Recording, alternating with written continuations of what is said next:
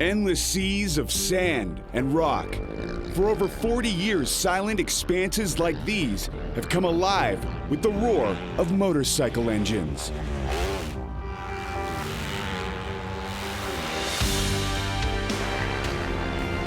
Where pros and amateurs, man, woman, and machine take part in the most difficult rally race on the planet, the Dakar.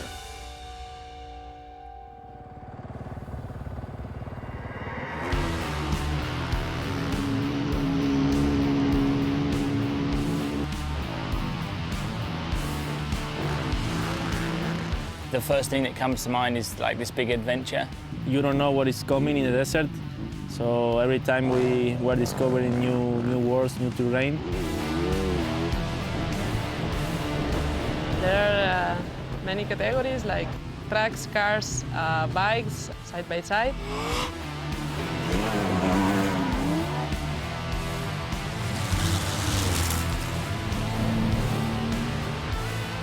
The motorbikes have the most fun, especially we are on our own in the dunes. We have the best view.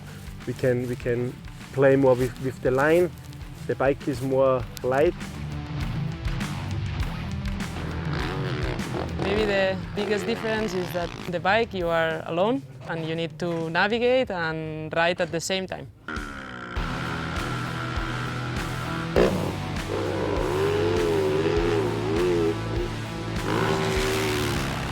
And within the Dakar, I think there's many different races. There's all these different stories going on at the same time. And I think it's quite cool that we all race the same track and we all have really similar kind of conditions. It's here, amidst these grueling race conditions, that KTM has dominated with an unbelievable winning streak. It's incredible, 18 Dakars in a row. You know, if you imagine 18 years is a long time.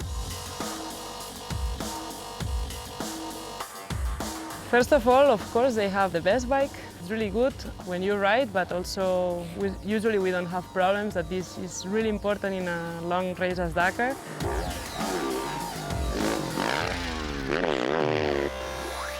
KTM is dominating because we are a really strong team and everybody works for the same goal. In the last 6-7 years, it's obviously become a lot more difficult also because there's other manufacturers that are pushing, other guys all kind of making a professional effort. It's normal that one day it will be not possible to win, so we accept that, and but at the same time, it's not that every time we win we give up or we think that it's done and was easy. No, every year is more and more difficult.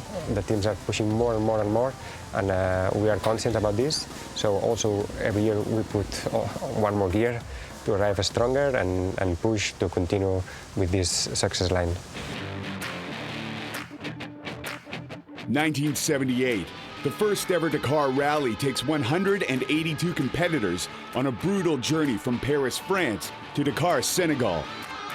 For the last 11 years, the Dakar was held in South America, where athletes would race over towering mountains, treacherous wetlands, searing salt flats, and through the driest desert in the world. This race gave rise to champions like Sam Sunderland, Matthias Wagner, and 2019 Dakar winner Toby Price. I definitely know I'm on the right side of the fence, and with a strong team and a team that knows how to win this race. And at the end of the day too, it also brings a little bit of pressure and also to try and keep that streak going. But dynasties aren't born overnight. In order to understand the significance of this unprecedented winning streak, we have to go back to where it all began for KTM. I created the first team for Dakar, which was quite early for our bike, which was still a motocross and an enduro bike, not made for long distances. Former motocross world champion, Austria's own Heinz Kinnegartner, may have never won a Dakar himself, but like a true pioneer, he laid the groundwork for what was to come. It wasn't easy. The preparation for this first Dakar was really very unprofessional, yeah. We had no idea about the rules. We had not much idea about what we really needed out there. Our team were already six riders, 1 mechanic, 3 boxes of spare parts, and that's it. It was far away from the big teams, all of them with the big heavy twin-cylinder bikes, and we came with a small 540cc single-cylinder bike. Definitely in Africa, no chance to finish on the podium the first 3 years. All that changed in 2001 when Fabrizio Mioni took the first Dakar win for KTM. There's a big difference between riders in the past and the riders today. Today, we have world champions of enduro, world champions of motocross, the best motorcycle riders in the world. And they are risking much, much more than the riders in the past. With risk has come reward for KTM, but will they continue to dominate Dakar in 2020 as the rally breaks new ground with a move to Saudi Arabia? I'm looking forward to the next Dakar because it's a new country, new challenge. I think it will be a tough rally, more like the African Dakars.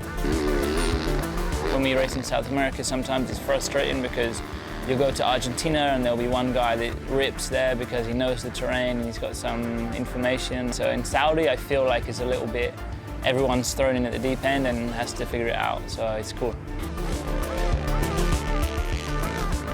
The next probably 2-3 months are going to be quite strenuous, flat out and full gas for us. Yeah, at the end of the day, it's all just basically lead up and preparation for Dakar. On the next up front, we get intimate and interactive with the KTM Rally Team to get to know who they are off the bike and find out what they do to train for the most difficult rally raid in the world.